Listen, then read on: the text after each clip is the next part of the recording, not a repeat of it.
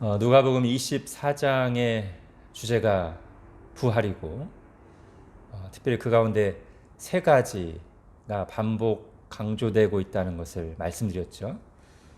그 중에 지난주에 두 가지를 먼저 살펴봤습니다. 첫 번째는 정말 그 누구도 예수 그리스도의 부활을 기대하거나 믿지 않았다는 것이죠. 그만큼 예수님의 부활은 그 어떤 기적보다도 놀라운 사건이었습니다. 그리고 제자들이 이렇게 모두가 부활을 정말 믿지 않았다는 것이 역설적으로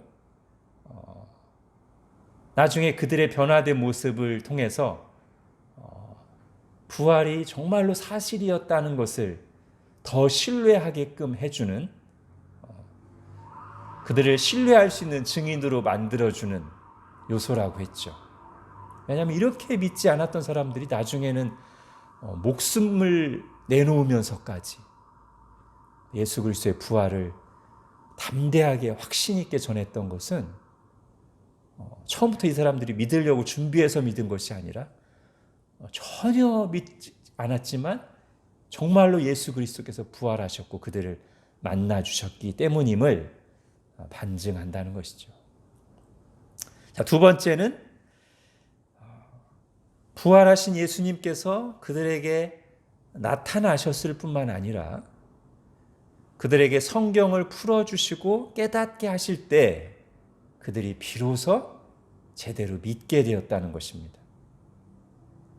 이걸 통해 우리는 예수님께서 이 땅에 계실 때나 승천의 하늘에 계실 때나 동일하게 믿음은 들음에서 나며 들음은 그리스도의 말씀으로 말미암았느니라는 이 성경 구절이 똑같이 적용되는 진리라는 것을 확인하게 된다는 것입니다.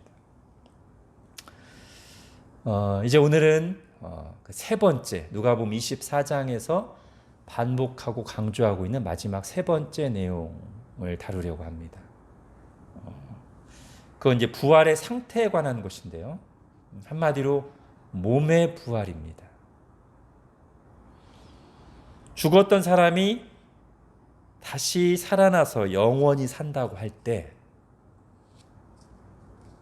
예수 그리스도께서 부활하셨다고 할 때 영혼만 그러는 것이 아니라 반드시 몸이 부활해서 몸과 영이 함께 온전한 인간으로서 영원히 산다는 것입니다.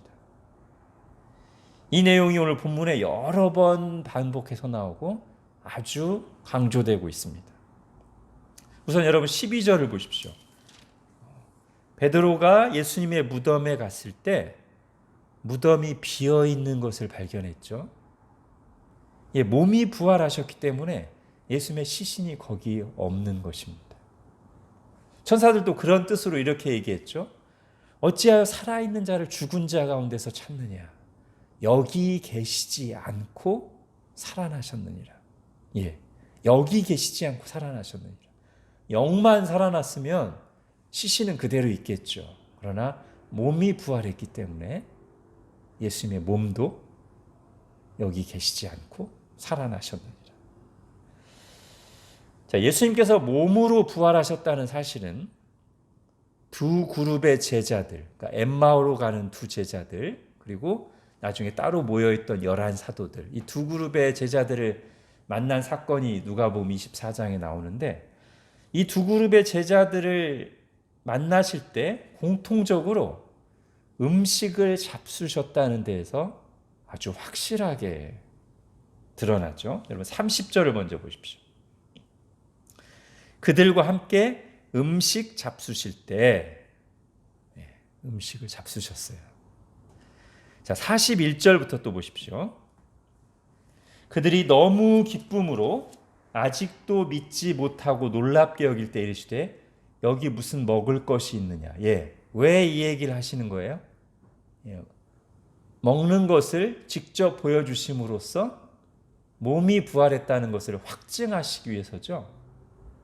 이에 구운 생선 한 토막을 드리니 받으사 그 앞에서 잡수시더라. 제자들이 보는 앞에서 직접 구운 생선을 잡수심으로써 몸이 부활했다는 것을 아주 생생하게 증언해 주셨습니다. 더군다나 이 방금 읽은 41절부터 43절까지 제자들 앞에서 이렇게 음식을 잡수실 때는 앞에 더 분명하게 이런 말씀도 하셨어요. 39절 보십시오.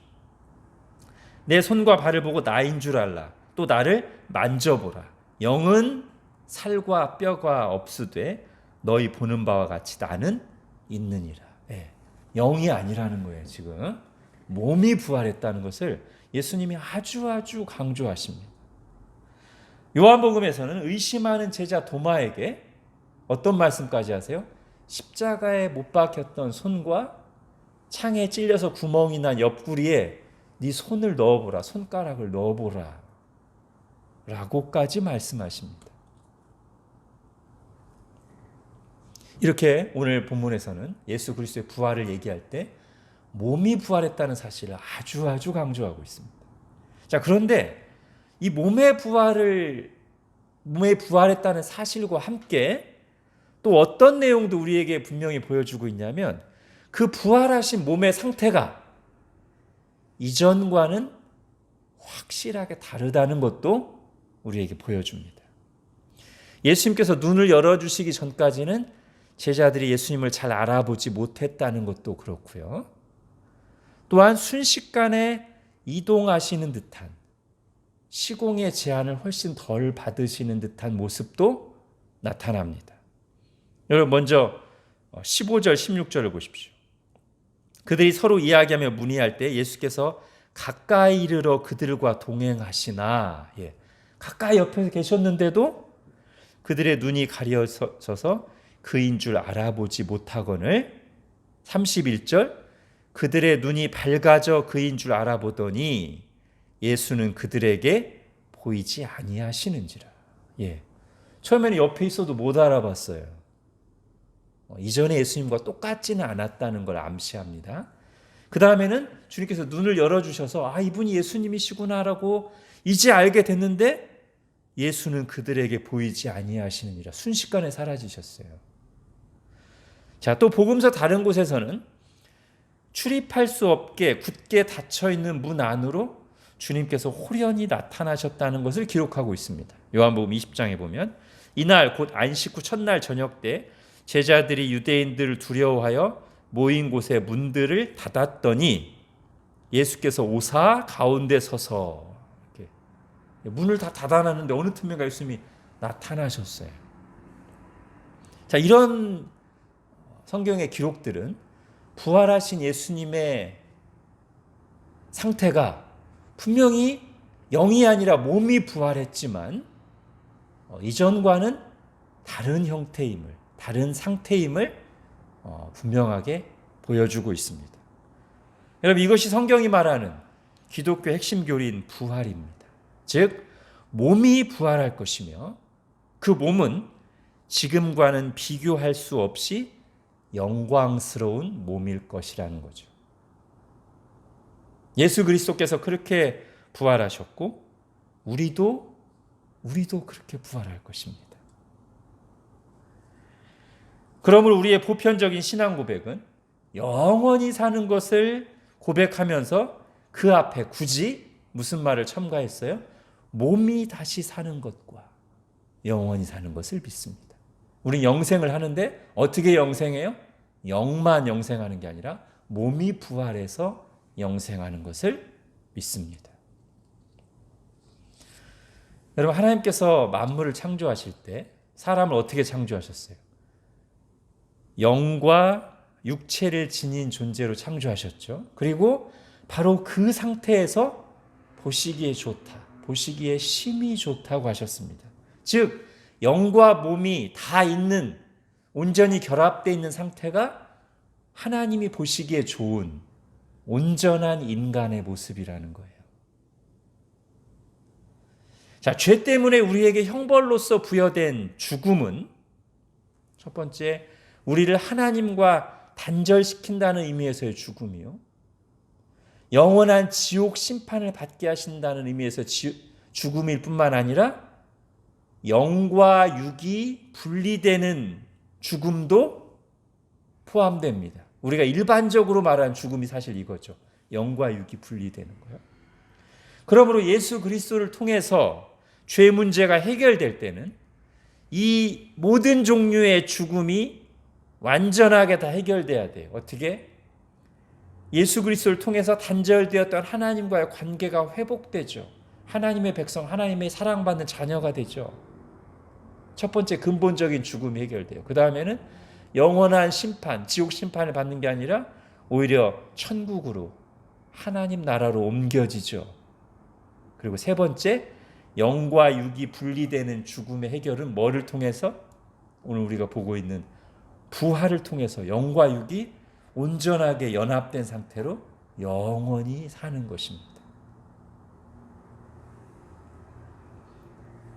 여기서 우리는 부활 신앙과 창조 신앙이 연결되어 있음을 보게 됩니다. 부활은 결국 창조 상태의 회복이자 그것을 넘어서 더 온전하게 하는 것이죠. 자, 우리가 조금만 생각해 보면 창조와 부활의 공통점이 많아요. 둘 다 초자연적인 사건입니다. 우리의 이해 한계를 뛰어넘는 신비죠. 뭐가요? 부활과 창조 사건이. 자, 우리는 우리에게 익숙한 이 창조 세계와 거기에서 반복해서 일어나는 자연 현상들과 질서들을 뭐의 반대 개념으로 많이 생각하고 말해요? 기적이나 초자연적인 것의 반대 개념으로 이 현재 존재하는 이 피조 세계와 거기에 있는 모든 질서들, 현상들을 말하잖아요. 그렇지만 사실은 이 눈에 보이는 세계가 존재하게 되었다는 것과 거기에 있는 모든 생명들과 질서들과 현상들은 그 중에 하나도 저절로 된 것이 없어요. 전부 다 하나님의 초자연적인 권능으로 된 것입니다. 산과 바다, 공기, 우리의 심장 박동, 여러분 이 중에 하나도 당연한 것, 저절로 된 것은 없습니다. 다 하나님의 권능으로 된 것입니다. 초자연적인 것입니다. 그 시작은. 부활도 그렇고요. 그러니까 공통점이 있죠. 그리고 그런 점에서 이 창조 사건이나 부활 사건은 둘 다 인간의 이성적인 관찰과 이해를 통해서 완전하게 알 수 있는 것이 아니라 믿음으로 알 수 있는 거예요. 하나님께서 말씀과 성령님의 감화로 우리를 깨닫게 하실 때라야 우리가 창조와 부활을 제대로 알고 믿을 수 있다는 것이죠. 우리는 하나님이 창조하셨다는 것도 증거를 통해서가 아니라 믿음으로 알아요. 히브리서 11장 3절에서 말하죠. 믿음으로 모든 세계가 하나님의 말씀으로 지어진 줄을 우리가 아나니. 그리고 부활도요. 부활도 말씀으로 알아요. 지난주에도 우리 봤죠? 앞에 살펴봤지만 주님께서 나타나셔서 말씀으로 제자들을 깨우쳐 주실 때 제자들이 부활 신앙을 확실히 가질 수 있었습니다. 우리도 지금 말씀으로 부활을 믿고요. 여러분, 우리가 창조를 믿는다는 것은 생각하면 생각할수록 많은 의미를 내포하는데 아무것도 없는 곳에서 하나님이 모든 생명들과 그 생명들이 존재하는 원리까지도 만드셨음을 우리가 믿는 것이죠. 우리를 구성하고 있는 영혼과 살과 뼈와 근육과 피 등이 하나님의 계획과 능력으로 된 것임을 우리가 믿는 것입니다. 부활은 말하자면 그걸 더 좋게 만드시는 거예요. 요즘 표현으로 하자면 새로운 차원의 인간으로 업그레이드 시키시는 거죠. 여러분, 아무것도 없는 무에서 유를 창조하신 하나님께서 이미 존재하는 것을 업그레이드 시키시는 것이 뭐 그렇게 조금이라도 어려운 일이겠습니까? 우리가 성경의 가르침을 바르게 이해한다면 사실 하나님은 처음부터 그런 계획을 세워 놓으셨고 시간의 흐름에 따라 그것을 성취하시는 것입니다. 즉 하나님은 창조의 계획과 때가 되면 부활이라고 하는 업그레이드 계획까지 다 세워 놓으셨어요. 그리고 시간의 흐름에 따라 그것을 다 성취해 가시는 거예요. 창조를 실현하셨고 때가 되자 부활을 또 예수 그리스도 통해서 시작하셨고 마지막에는 모든 믿는 자들을 부활하게 하실 거죠. 하나님이 계획하시고 성취하시는 성경 전체 이야기는 창조로 시작해서 새 창조로 끝나는데 이 새 창조의 정점에 부활이 있다고 생각하면 되겠습니다. 부활은 그렇게 처음부터 창조주 하나님의 계획 속에 있었어요. 그러다 보니까 우리가 부활이라는 것을 알기 전에도 이미 처음 창조된 하나님의 피조 세계 속에 부활을 암시하는, 부활을 상징하는 많은 현상들, 모습들을 하나님이 심어두셨어요. 왜? 창조를 계획하신 하나님이 부활도 계획하셨기 때문에 창조 속에 이미 부활의 이미지들이 들어가 있다고요. 한 세 가지만 볼게요. 먼저 씨가 나무와 열매로 자라는 걸 한번 생각해 보십시오. 여러분 이런 식으로 창조하지 않으셔도 되잖아요. 하나님 그렇게 창조하셨어요. 씨라고 하는 걸 만드시고 이것이 나중에 큰 나무와 열매를 맺도록 창조하셨단 말이에요. 부활장인 고린도전서 15장에서 그것을 이렇게 말합니다. 또 내가 뿌리는 것은 장래의 형체를 뿌리는 것이 아니요 다만 밀이나 다른 것의 알맹이 뿐이로되 하나님이 그 뜻대로 그에게 형체를 주시되 각 종자에게 그 형체를 주시느니라. 예, 지금 바울이 바로 이 씨앗이 이 모습 그대로가 아니라 나중에 하나님이 이 씨앗에 각각 다른 모습, 나무, 꽃, 풀들이 나오게 하시는 것을 우리의 부활과 연결시켜서 설명하고 있어요. 이어서 죽은 자의 부활도 그와 같으니 썩을 것으로 심고 썩지 아니할 것으로 다시 살아나며 욕된 것으로 심고 영광스러운 것으로 다시 살아나며 약한 것으로 심고 강한 것으로 다시 살아나며 우리가 흙에 속한 자의 형상을 입은 것 같이 또한 하늘에 속한 이의 형상을 입으리라. 예, 씨에서 전혀 새로운 모양의 나무가 나오듯이 우리도 우리의 지금 몸은 씨앗과 같다는 거예요. 나중에 훨씬 영광스러운 몸을 우리에게 주신다는 거예요. 부활 때. 자, 두 번째 상징은요. 우리가 밤에 자고 일어나서 새 아침을 맞는 거예요. 여러분 굳이 또 하나님 이렇게 안 만드실 수 있잖아요. 창조하실 때. 잠이라는 거를 안 자게 만드실 수 있잖아요. 하나님은 굳이 우리를 그렇게 만드셨어요. 하나님께서는 우리가 이런 일상의 패턴 속에서도 부활의 원리가 숨겨져 있음을 발견하고 특히 우리 믿는 신자들은 잠을 자고 아침에 눈을 뜰 때마다 부활의 소망 가운데 살아가기를 원하신 게 아니겠습니까? 즉 우리는 잠을 자고 눈을 뜰 때마다 말하자면 모의 부활 체험을 하는 거죠. 우리 옛날에 뭐 수련회 같은 데 가면 관에 들어갔다 나오는 그런 죽음 체험 뭐 일부러 세팅해서 하잖아요. 사실은 일부러 세팅하기 전에 하나님이 이미 우리의 일상 속에 그걸 주셨어요. 밤에 잠을 자고 깜깜한 밤을 지나서 아침에 다시 눈을 뜨는 거예요. 우리가 그렇게 부활할 거란 말이죠. 우리가 죽을 때는 잠을 자는 것과 같아요.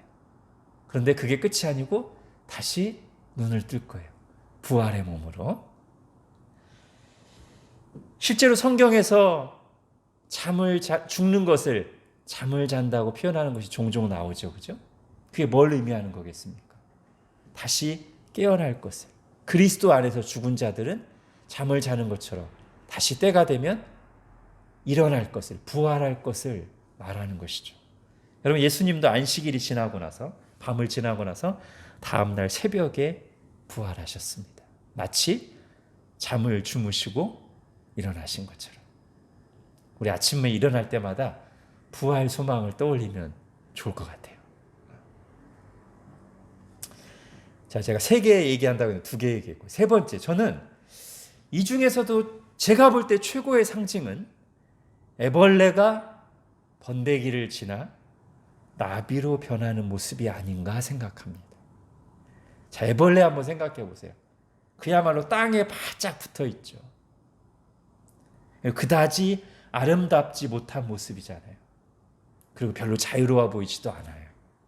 그런 애벌레가 번데기를 거쳐, 즉 죽음을 지나, 애벌레를 볼 때는 상상하기도 힘들 만큼 아름답고 자유로운 모습의 나비가 되어 하늘을 훨훨 날아다니죠. 와, 저는 이것이야말로 이 땅의 삶에서 시작하지만 마침내 하늘로 날아오르며, 아름답지 못한 모습과 자유롭지 못한 상태에서 시작하지만 영광스럽고 아름답고 자유로운 상태로 부활할 우리의 인생 과정을 보여주는 최고의 상징이 아닐까 이렇게 생각합니다. 비유컨대 지금 우리는 우리의 전체 존재, 전체 인생, 전체 삶에서 애벌레 시즌을 보내고 있는 것이죠. 그다지 길지 않은 이 애벌레 시즌을 마치고 나면 번데기를 거쳐, 죽음을 거쳐 영원히 지속될 나비 시즌을 살게 될 것입니다. 할렐루야! 저는 혹여 이런 비유가 자칫 잘못된 이원론으로 빠지지 않기를 바랍니다. 이건 늘상 우리가 주의해야 돼요. 즉 잘못된 이원론적인 생각이 뭐냐면, 이런 애벌레와 나비 비유를 생각하다 보니까, 아 그래, 이 땅에서의 삶은 다 쓸모없고 몸이나 물질은 다 헛된 것이거나 심지어 악한 것이며, 지금 이 몸은 우리가 벗어나야 할 영혼의 감옥과도 같은 것이다. 이거는 잘못된 생각입니다. 이거는 헬라 철학이나 영지주의적인 사고지 기독교적인 성경이 말하는 사실은 아닙니다. 이건 벗어버려야 돼요. 자, 올바른 성경적인 생각은 뭡니까? 이 땅에서의 삶도 하나님이 주신 선물이며, 하나님을 믿으며 살 때 세상에서의 성공과 소유 여부, 건강 여부와 관계없이 하나님과 동행하는, 하나님의 영광을 돌리며 사는 이 땅에서 삶은 충분한 의미와 가치가 있으며, 영혼뿐만 아니라 몸과 물질들도 하나님께서 선하게 지으셨으니 감사함으로 받고 잘 관리하고 사용해야 된다. 이것이 성경적인 생각입니다. 여러분, 인간의 온전한 상태는 몸을 벗어나서 영혼만 존재하는 게 아니에요. 다시 강조하지만 몸과 영혼이 함께 결합되어 있어야 온전한 인격, 완전한 인간입니다. 그리고 여러분, 인간의 부패함의 원인은요, 이 몸에 있는 게 아니에요. 오히려 성경은 뭐라고 합니까? 우리의 음식이, 겉의 외부적인 물질이 우리를 더럽게 하는 게 아니라 오히려 우리의 마음 속에서 나오는 것이 더럽게 한다. 왜? 우리 마음이 부패했기 때문에. 그죠? 근데 왜 자꾸 몸을 고문해요? 그죠?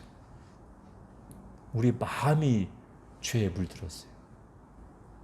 물도 몸도 전인적인 타락이에요. 자, 그래서 이 땅에서의 삶은 쓸모없는 게 아닙니다. 그렇게 생각하면 안 돼요. 쓸모없는 인생은 아무도 없습니다. 반드시 이 땅에서 삶이 있어야 부활이 있어요. 애벌레 없이는, 번데기 없이는 나비도 없습니다. 애벌레 시즌을 거쳐야 나비 시즌이 옵니다. 물론 애벌레는 거듭난 애벌레여야 됩니다. 이 땅에 사는 동안 믿어야 됩니다. 자, 이렇게 한쪽으로 치우친 잘못된 생각에 빠지는 것을 주의하면서 우리의 이 땅에서의 삶이 애벌레 시즌임을 바르게 생각할 때 뭐가 분명해집니까? 이 땅에서의 우리의 몸과 소유들을 잘 관리하고 생활해야 하지만 외모와 성공과 소유에 너무 집착하는 것은 바람직하지 않을 뿐더러 어리석은 일이라는 사실이 아주 분명해지죠. 우리가 초점을 맞출 것은 그게 아니지요. 잠시 동안의 애벌레 시즌 후에 영원한 하늘나라에서의 나비 시즌이 있다는 것을 정말로 믿는다면 이 땅에서의 외모와 소유와 성공에 너무 집착하는 것은 이 신앙 고백과 사실 맞지가 않아요. 그리고 거기에 집착하면 집착할수록 하나님의 뜻과 거스르는 인생을 살 수밖에 없게 돼요. 하나님 우리를 그렇게 구원하고 부르시지 않으셨습니다. 그러므로 성경이 이렇게 권면합니다. 요한일서 2장 이 세상이나 세상에 있는 것들을 사랑하지 말라.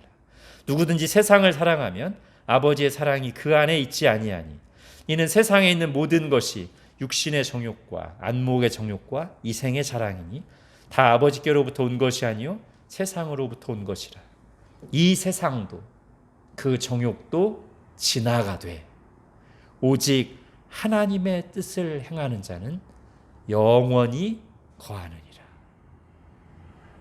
다 이 세상의 것들 지나가되 오직 하나님의 뜻을 행하는 자. 그게 중요하다는 거죠. 하나님의 뜻을 행하는 것.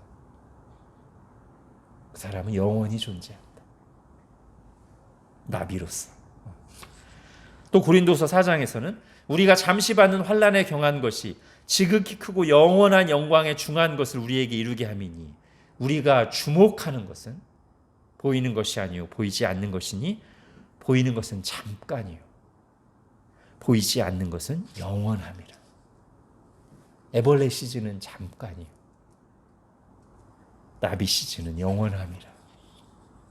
디모데전서 4장은 그러므로 망령되고 허탄한 신화를 버리고 경건에 이르도록 내 자신을 연단하라.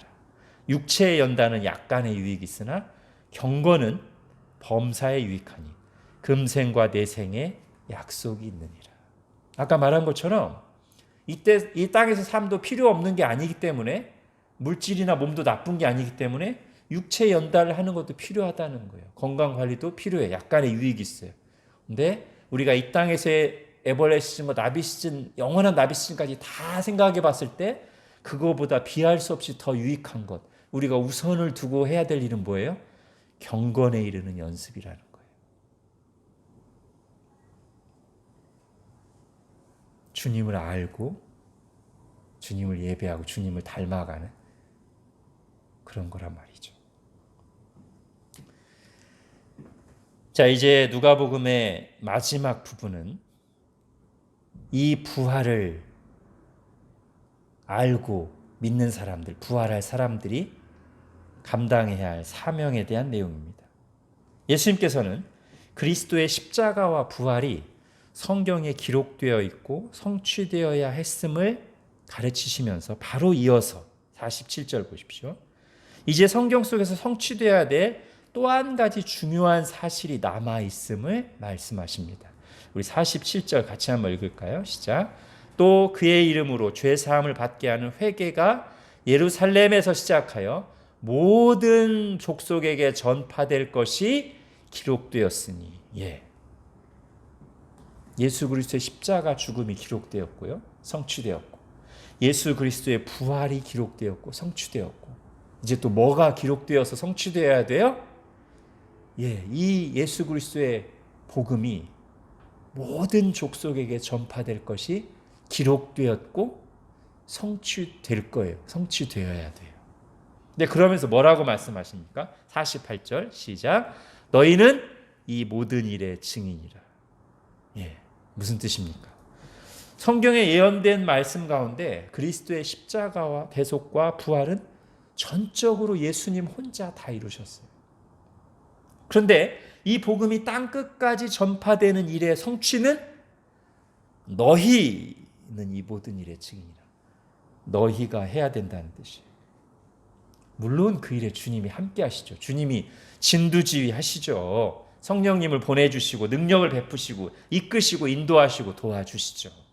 그러나 예수 그리스도의 십자가 대속과 부활처럼 하나님 홀로 전적으로 행하시며 성취하시는 것이 아니라는 거예요. 머리 대신 예수 그리스도께서 땅에 있는 그분의 몸을 통해서 이루신다는 거예요.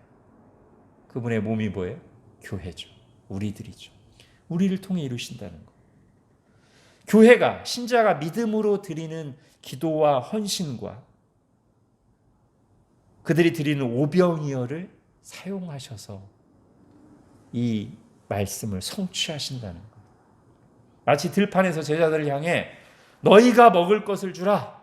너희가 먹을 것을 주라 말씀하시고 그들의 작은 수고와 그들에게 있는 오병이어를 사용하셔서 주님께서 많은 무리들을 먹이셨던 것처럼 말이죠.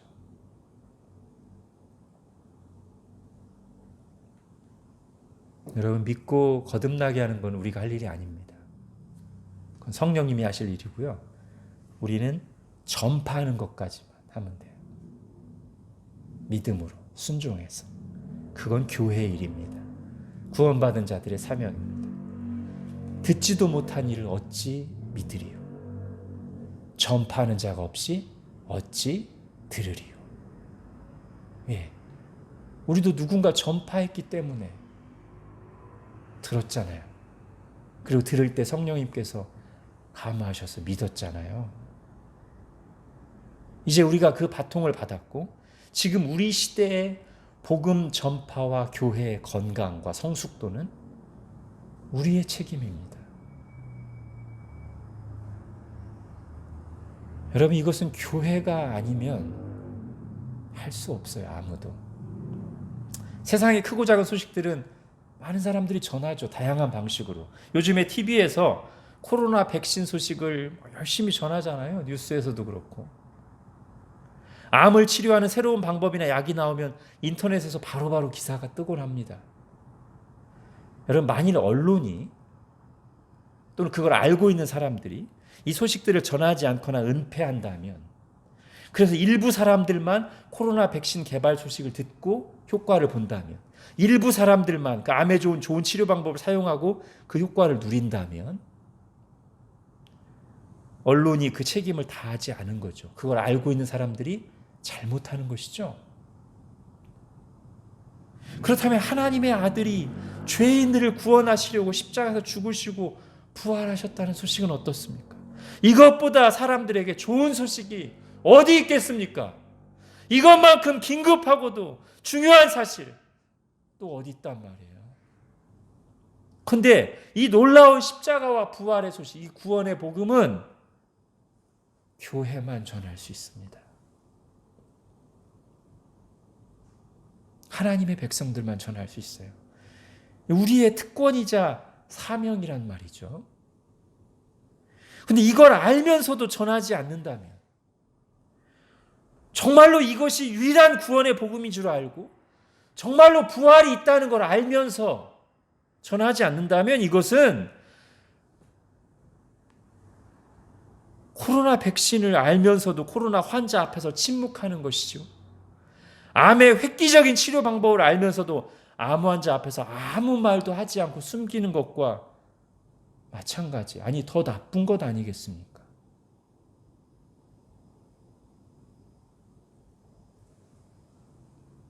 여러분, 서구 교회가 세상에 길들여지면서, 즉 합리주의, 다원주의, 세속화, 개인주의 이런 것에 길들여지면서 복음 전파가 시들해졌어요. 왜냐하면 그런 합리주의, 다원주의, 개인주의, 세속화에 영향받다 보니까 복음을 전파하는 것을 시대에 안 맞는 것으로 여기거나 개종이나 회심을 요구하는 것은 무례한 것으로 교회 스스로도 그렇게 생각하게 됐어요. 그러면서 복음 전파의 입을 다무니까 교회가 영적으로 무기력하고 영향력이 없어져요. 저는 한국 사회도, 한국 교회도 점점 그렇게 가고 있는 게 아닌가 하는 생각이 듭니다. 특히 젊은 신자들 사이에서요. 삶이 중요하다고 하면서 이 놀라운 복음, 사도들과 선교사들이 목숨 걸고 헌신하면서 전한 복음, 초대교회 신자들이 박해를 받아 도망가는 길에서도 전했던 복음, 이 복음을 전파하는 일을 회피하거나 거의 무관심하게 살아가고 있는 것 아닌가, 그렇게 생각합니다.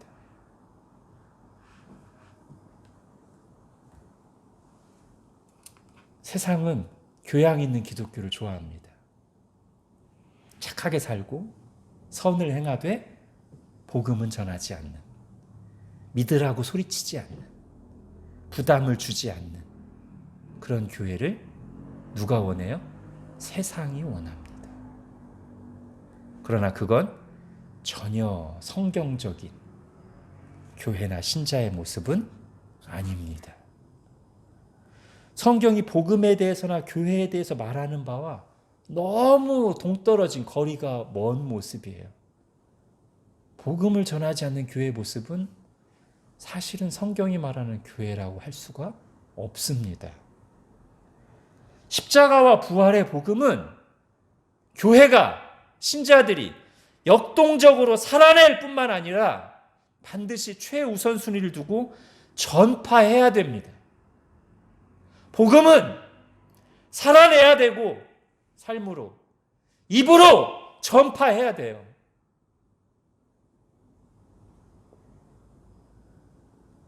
그게 성경이 보여주는 거예요.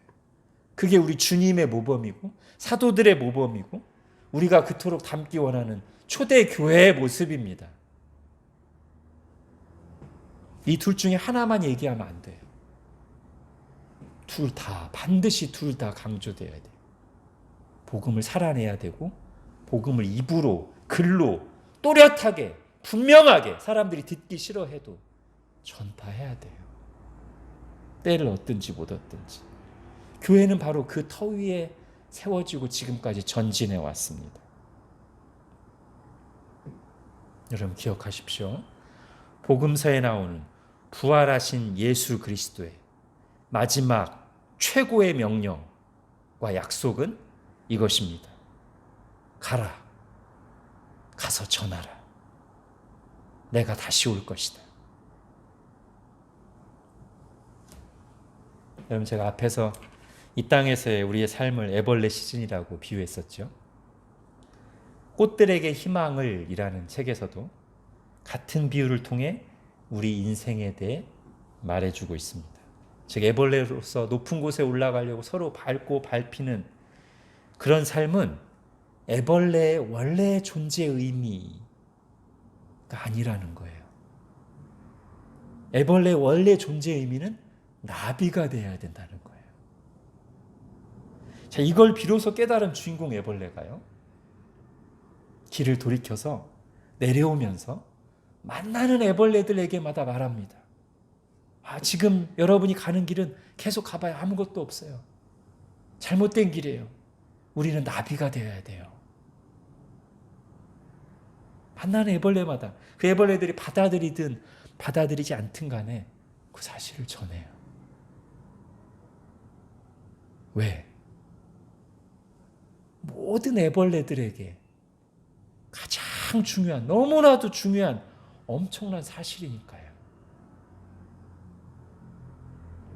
먼저 깨달은 내가 전하는 것이죠. 실은 이 애벌레에게도 먼저 나비가 되어야 한다는 사실을 깨우쳐준 다른 애벌레가 있었고요. 그 다른 애벌레에게는 또 먼저 그 사실을 알려준 또 다른 애벌레가 있었습니다. 우리도 그렇게 지금 여기 있습니다. 누군가에게 이 복음을 전해 들은 사람으로서 여기 있고 또 다른 사람에게 이 복음을 전해야 될 사명을 가진 하나님의 백성으로서 여기 있습니다. 우리도 애벌레 시즌을 보내는 동안 이 위대한 나비의 소망을, 부활의 소식을 다른 애벌레들에게 힘써 전파하는 삶을 살기를 바랍니다. 기도하겠습니다. 하나님, 오늘 누가복음 마지막 부분을 나누면서 부활의 소식을 다시 들었습니다. 우리의 몸이 영광스럽게 부활한다는 것과,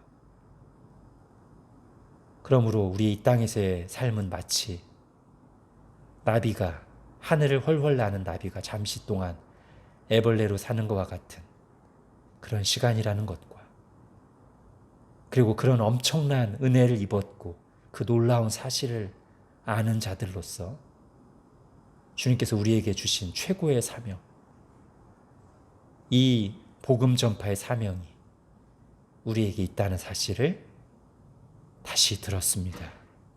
하나님, 이 부활 신앙으로 살게 하시고 이 부활의 복음을 매일의 삶으로 드러내며 또 입으로 전하는 저희 모두가 되게 하여 주옵소서. 그렇게 애벌레 시즌을 하나님 앞에서 가치 있게 후회 없이 보내는 저희 모두가 되게 하여 주옵소서.